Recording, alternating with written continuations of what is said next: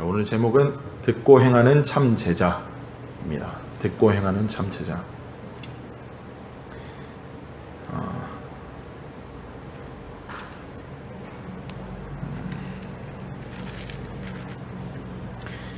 우리가 6장 한 20절부터 예수님께서 마태복음에서 우리가 봤던 산상수훈, 또 누가복음에서는 평지설교 이렇게들 말하는데 그 지금 부분을 지나가고 있습니다.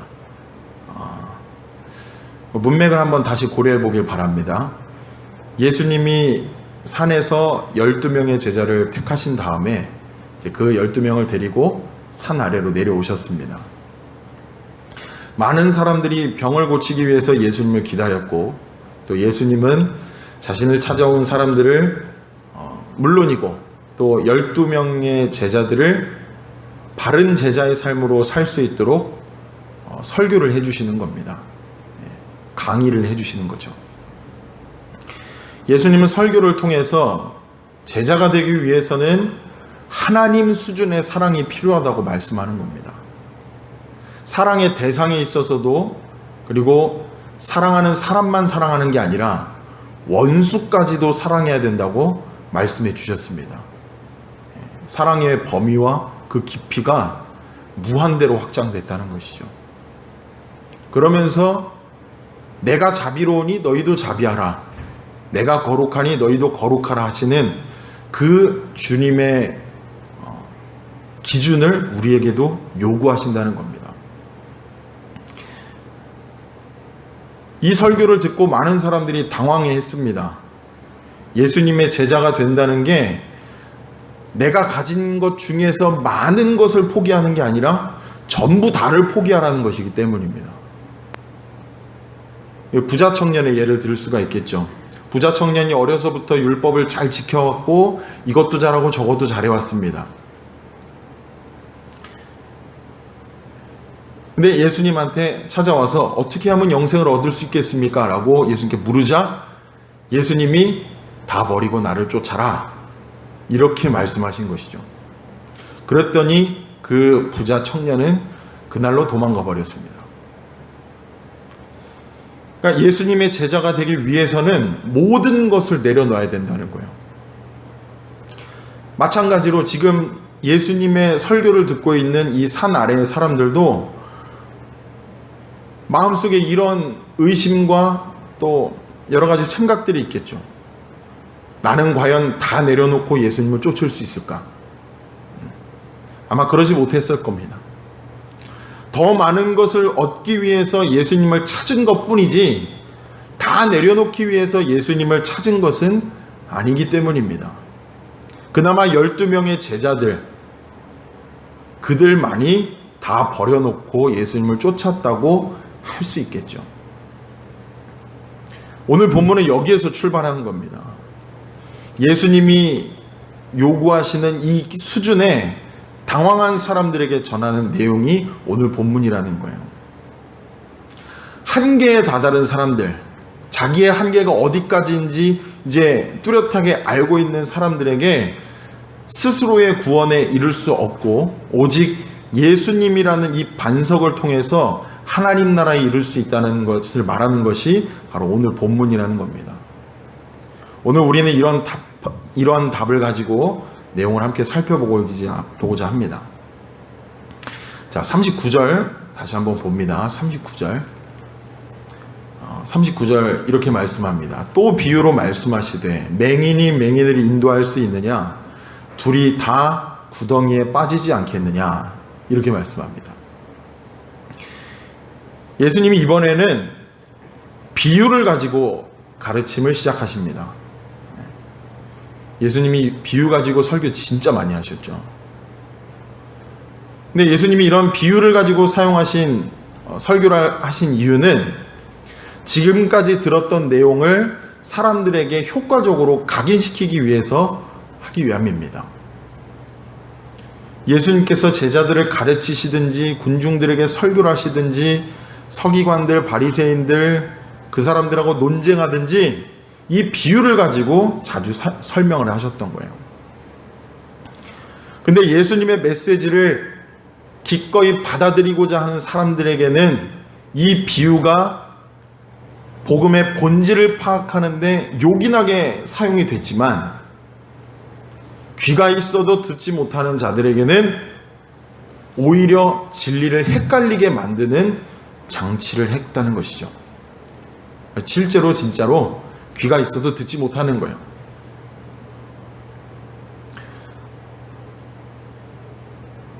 근데 그렇다고 예수님이 하신 비유가 못 알아들을 만큼 어려운 것도 아닙니다. 그 당시에 생활에서 있었던 그냥 평범했던 일상들을 가지고 비유로 드시는 거예요. 너무나 당연한 말씀을 가지고 비유를 드신다는 겁니다. 약간의 과장을 섞어서. 오늘 본문에 나온 그 맹인이 맹인을 인도한다는 비유도 이 팔레스타인의 지형을 잘 이해하면 금방 받아들여집니다. 이 지방의 지형은 바위가 많고 울퉁불퉁하고 산맥도 엄청나게 높고 그렇습니다. 험준한 산령들이 되게 많은 거예요.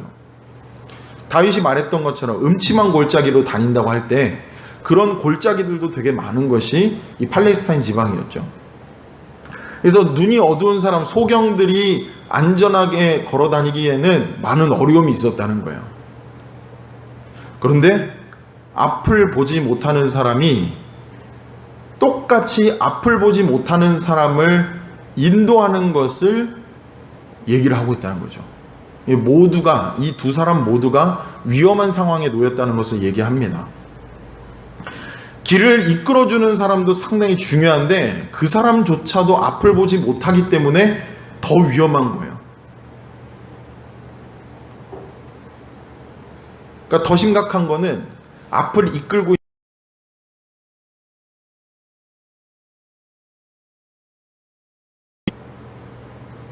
둘 다 아무것도 모르고 그냥 나 따라와 이러고 잡고 데려가는 거죠. 인도를 받는 사람도 인도하고 있는 사람도 어디로 가고 있는지도 모르면서 그냥 데리고 가는 거.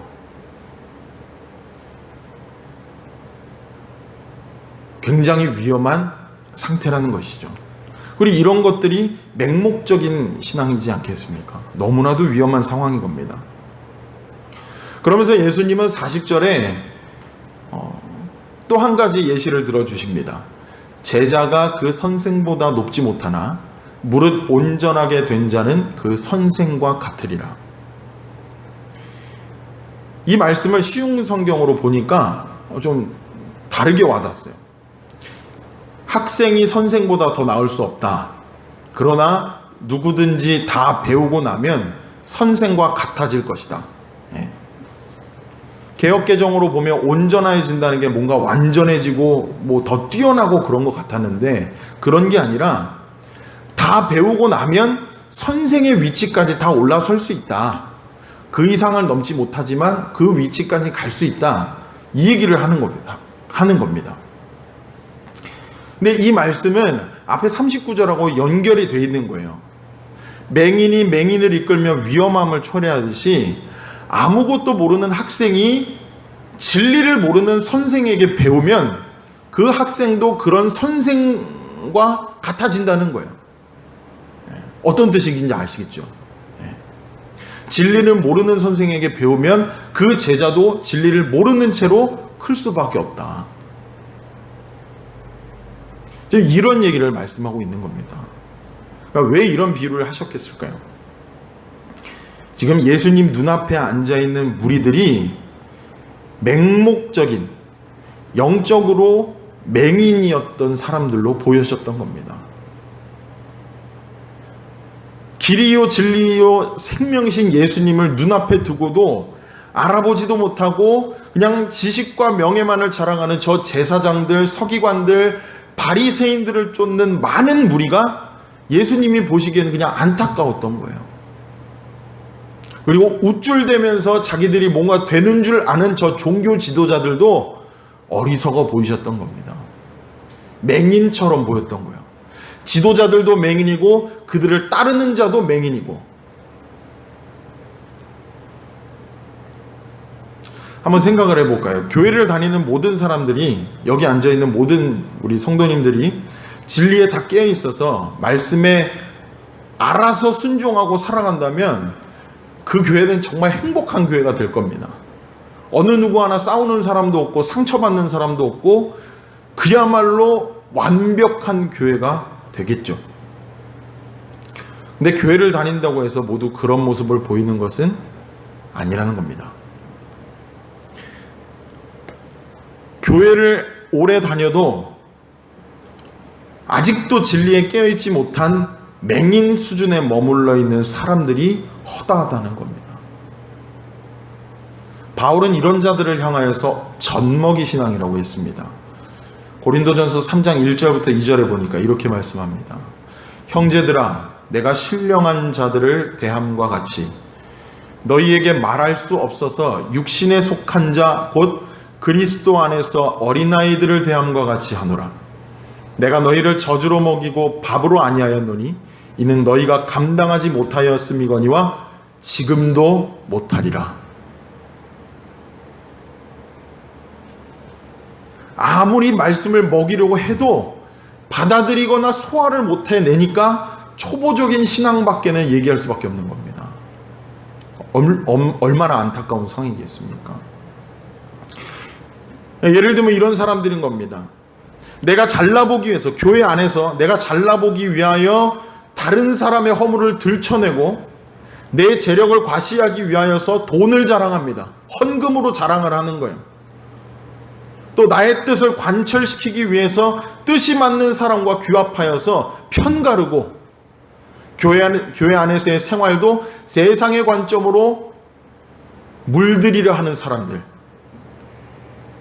그러면서 듣는 설교는 복에 대한 설교만 골라 듣기를 원하는 사람들. 이런 사람들이 바로 젖먹이 신앙, 초보적인 신앙, 그리고 오늘 본문에서 말하는 맹인과 같은 신앙이라는 겁니다. 예수님이 이렇게 자신이 영적으로 눈이 어두운 것과 허물이 많은 것을 보지 못하고 다른 사람의 허물을 들춰내고 자기를 높이기 좋아하는 사람들 향해서 네 눈 속에 들보부터 빼라 이렇게 얘기하는 거예요. 빼는 것도 아닙니다. 일단 네 눈 속에 있는 들보부터 있다는 것을 깨달아라, 이거부터 말씀하는 거예요. 41절 42절 다 같이 읽어봅니다.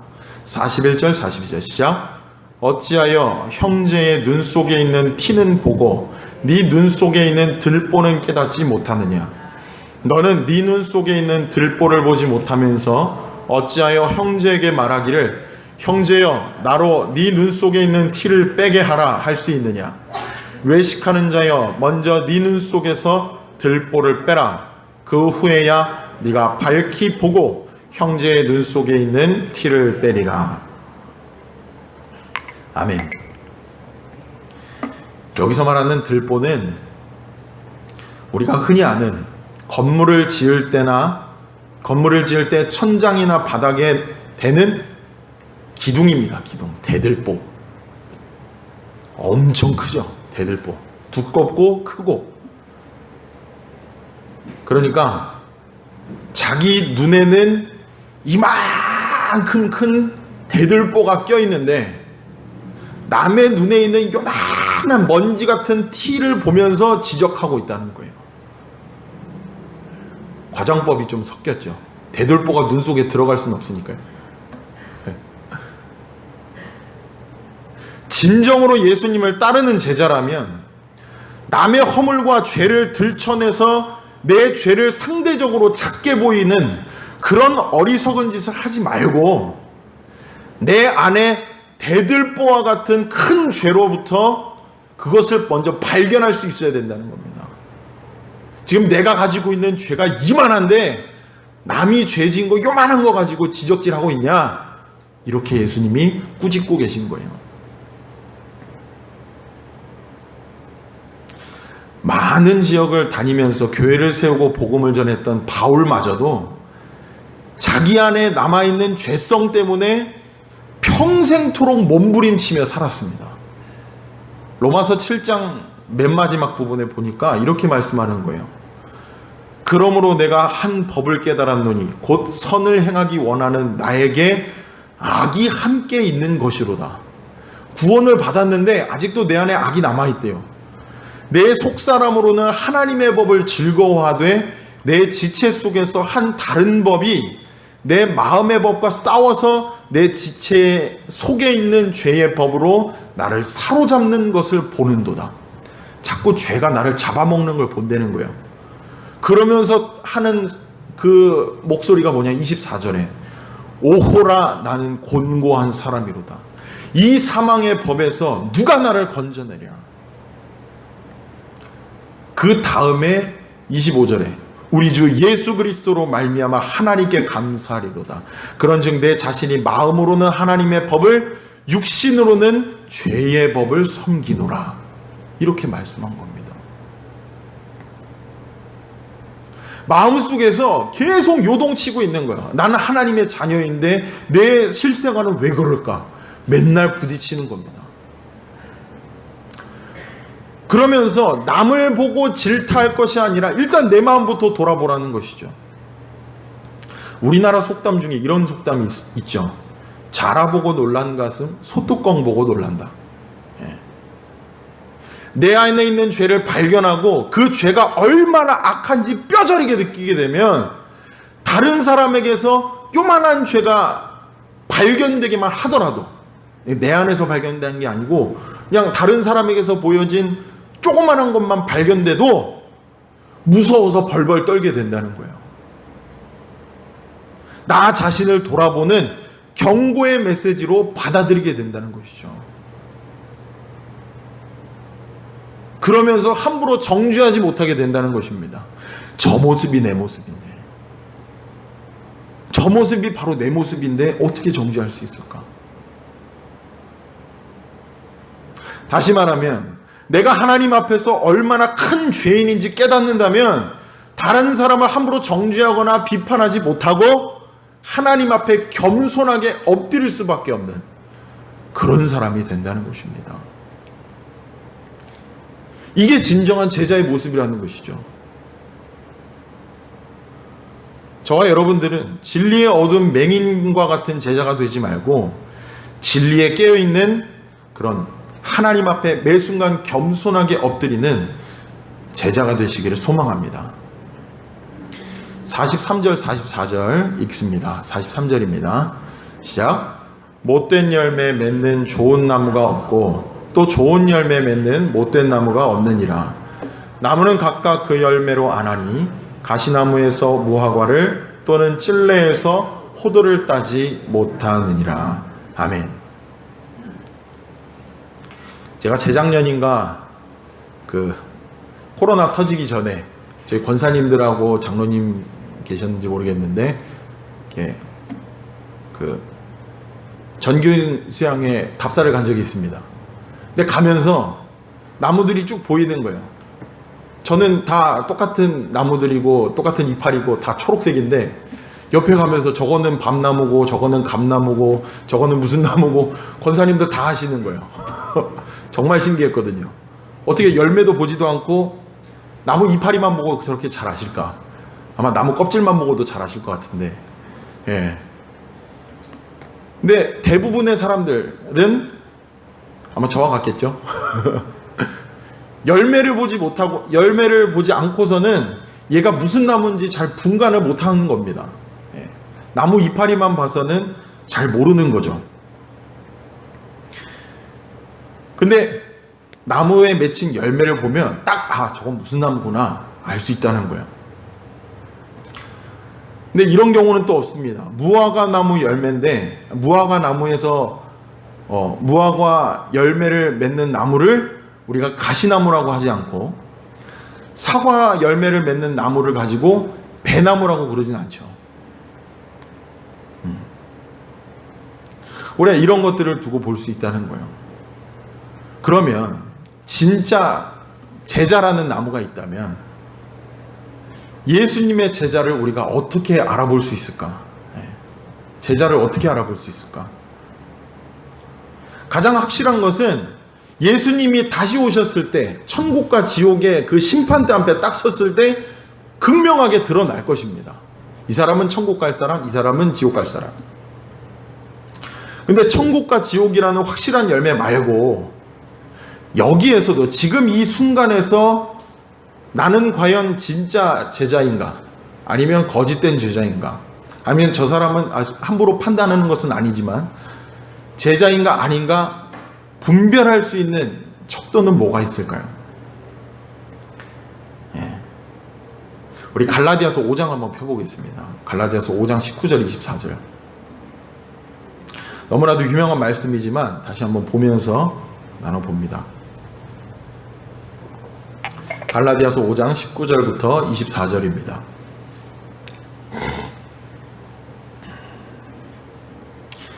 갈라디아서 5장 19절 24절 함께 읽겠습니다. 시작. 육체의 일은 분명하니 곧 음행과 더러운 것과 호색과 우상숭배와 주술과 원수 맺는 것과 분쟁과 시기와 분냄과 당짓는 것과 분열함과 이단과 투기와 술취함과 방탕함과 또 그와 같은 것들이라. 전에 너희에게 경계한 것 같이 경계하노니 이런 일을 하는 자들은 하나님의 나라를 유업으로 받지 못할 것이요 오직 성령의 열매는 사랑과 희락과 화평과 오래 참음과 자비와 충성과 온유와 절제니 이 같은 것을 금지할 법이 없느니라. 그리스도 예수의 사람들은 육체와 함께 그 정욕과 탐심을 십자가에 못 박았느니라. 아멘. 딱 드러나죠. 육체의 열매를 맺는 사람과 성령의 열매를 맺는 사람. 그리고 누가 진짜 제자냐? 바로 성령의 열매를 맺는 사람들이 진짜 하나님의 제자의 모습이라는 것입니다. 저와 여러분은 이 말씀을 보면서 어떤 열매들을 더 많이 맺는 것 같습니까? 자신 있게 저는 9가지 열매를 잘 맺고 육체의 열매 하나도 맺지 않습니다 라고 얘기하는 사람은 아무도 없을 겁니다. 저마다 약점은 있으니까요. 그러나 성령의 이끌리심으로 말미암아 우리가 서서히 육체의 열매들은 떨어뜨려져 나가고 성령의 열매들을 하나씩 하나씩 더 많이 맺어져 나가는 것이겠죠. 그리고 그 열매들이 예수님이 다시 오는 그때에 결산을 맺게 되는 것입니다. 45절입니다. 우리 다시 말씀 돌아와서 45절 제가 읽겠습니다. 여러분들은 펴주시고 선한 사람은 마음에 쌓은 선에서 선을 내고 악한 자는 그 쌓은 악에서 악을 내나니 이는 마음에 가득한 것을 입으로 말함이니라. 아멘. 이것도 너무나도 당연한 말씀이죠. 사과나무에서 사과나무 열매가 맺히고 배나무에서 배 열매가 맺히고 호두나무에서 호두가 열리고 감나무에서 감이 열립니다.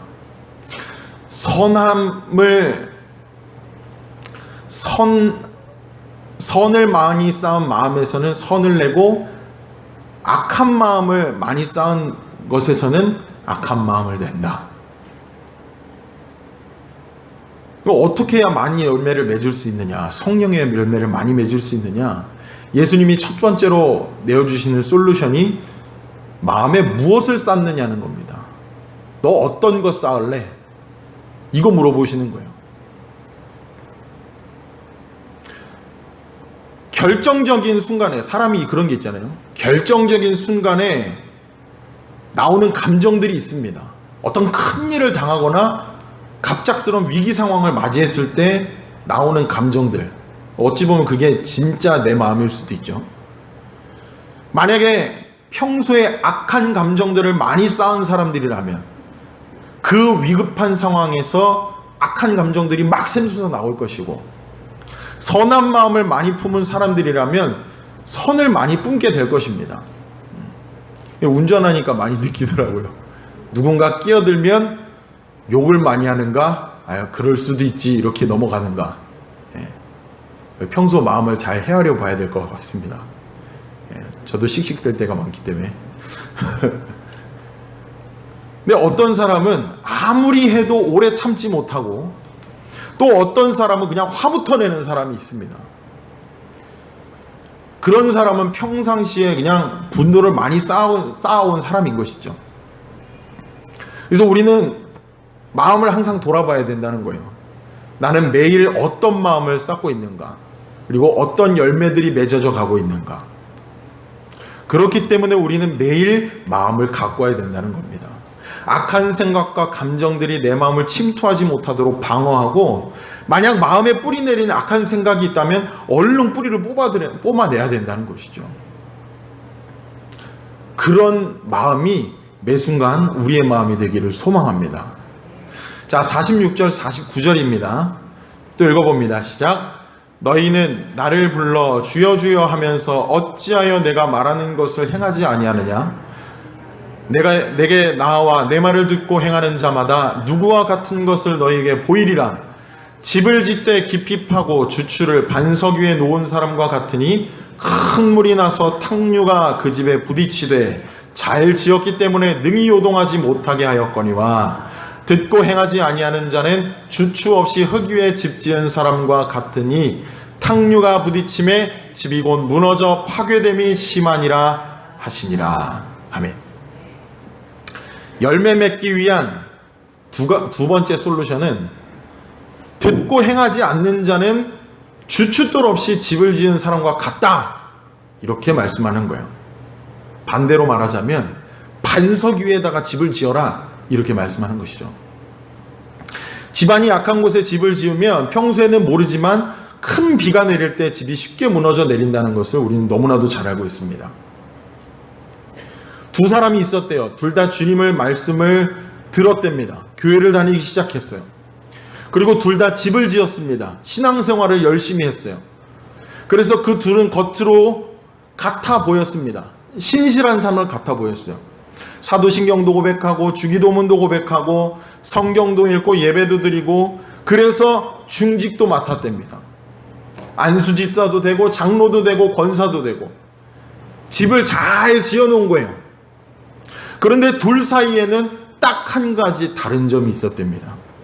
그게 뭐냐면, 한 사람은 예수님을 진짜로 사랑해서 예수님과 그 말씀을 기초로 해서 집을 지은 사람이었고, 다른 사람은 자기만을 사랑해서 자기가 가지고 있는 것들을 더 불리기 위하여서 예수님과 그의 말씀을 집의 장식으로 활용했다는 거예요. 근데 우리가 생각하기에 장식들은 어떻습니까? 언제나 뗐다 붙였다 할 수 있죠. 내가 필요하면 붙였다가 필요 없으면 뗐다가. 어떤 사람이 집을 반석 위에 지은 사람일까요? 앞에 있는 사람일 것입니다. 이런 사람이 진짜 제자의 모습이겠죠. 사랑하는 여러분, 예수님의 제자는, 그리고 예수님께서 말씀하여 주시는 이 제자는 교회에서 맡은 직분이나 아니면 안정된 가정생활이나 잘 풀려가는 직장생활, 또 사람과 원만한 관계, 심지어는 내가 입으로 하나님을 사랑한다고 고백하는 것마저도 겉에 드러난 모습으로는 분별하기 어렵다는 거예요. 둘 다 화려한 집으로 보일 수도 있다는 것이죠. 근데 진리에 눈뜬 사람, 성령의 열매를 맺는 사람, 반석 위에 집을 짓는 사람은 어떤 사람인가? 바로 주의 말씀을 듣고 그 뜻대로 행하는 사람이 바로 반석 위에 집을 지은 사람이라는 것입니다. 그게 예수님의 참 제자래요. 하나님이 펼쳐주신 상황 속에서 자기 생각을 섞지 않는 사람이 진짜 제자라는 것입니다. 마주한 상황 속에서 주님이 이끄시는 대로 수동적으로 이끌려가는 사람이, 그 사람이 진짜 제자래요. 남들 눈에는 이리저리 끌려다니는 것 같고, 줏대 없이 이리저리 줏대 없는 사람 같고, 우유부단한 사람 같고, 그렇게 보일지 몰라도 정말로 하나님 앞에 기도하고 기다리고 있는 사람이라면 그 사람은 정말로 지혜로운 사람이 된다는 것입니다. 오늘 이 시간 우리가 기도할 때 그런 마음 가지고 기도했으면 좋겠어요. 하나님, 저는 참 제자입니까? 저는 어떤 열매를 맺고 있습니까? 주님 말씀 따라가고 싶은데 제 마음속에는 아직도 내 마음이 너무 많이 껴 있습니다. 지금 이 마음들을 제거하여 주옵소서. 우리 이 마음으로 기도하며 나아가시는 시간 되길 원합니다. 기도하시겠습니다. 하나님.